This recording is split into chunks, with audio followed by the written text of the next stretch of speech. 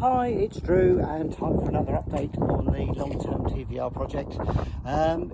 Short one this week, but insofar as it's been Christmas week, so there really hasn't been very much time to progress, but I have been out a little bit to try and continue to make headway.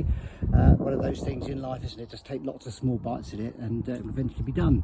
I think the original joke is something about eating an elephant. Anyway, so what have I been doing this week? A little bit more tidying up on the front suspension. This side I fitted the new lower ball joint, I fitted the anti-roll bar link, and that's pretty much it for the suspension side of things update. No further work has been done on the chassis. Not a lot to do really until the World of Fabricator arrives on Wednesday the 9th. But quite excited for when he does, because that will be finished, and then I can look at getting some paint on the chassis. Been doing quite a bit of research on the internet as to what the most appropriate thing will be, and I'll let you know my decision in the next update. Moving on, made a little bit of progress regarding the clutch. The general plan is to start at the car and then work our way back, fixing issues as we go. So the front largely done, and I thought I'd better take a quick look at the clutch just in case we need to get any new bits. This long story, I really do need to post an update on the history of this car, but basically it came off the road some 10 years ago because of a clutch or gearbox issue. Had a new clutch fitted and I really was hoping that I could save that.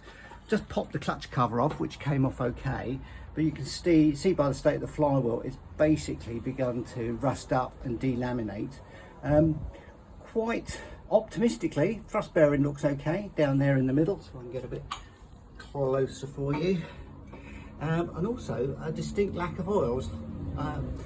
Concerned about the rear crankshaft seal might have gone, but it's actually looking quite dry, so I will be taking the flywheel off, giving that a good clean up, and we'll have another look at the rear seal then. But moving on to the clutch, popped it off, wasn't seized or anything, just came apart quite easily, but quite rusted. As you can see, there's no real wear on that clutch whatsoever, so very much fits with the idea that it was new, but there's a lot of deep rust and pitting. It would be anything other than a false economy to do anything other than to replace this whole mill. I've had a couple of options on the internet, so hopefully not expensive, but what I need to do is have a quick count up of splines and those pressure springs, and hopefully better get something matched up without too much money. And that there is the gearbox mount ready to go in. I've been through all of the bits and pieces that came with the car, and I think the whole gearbox assembly is complete with all the nuts and bolts.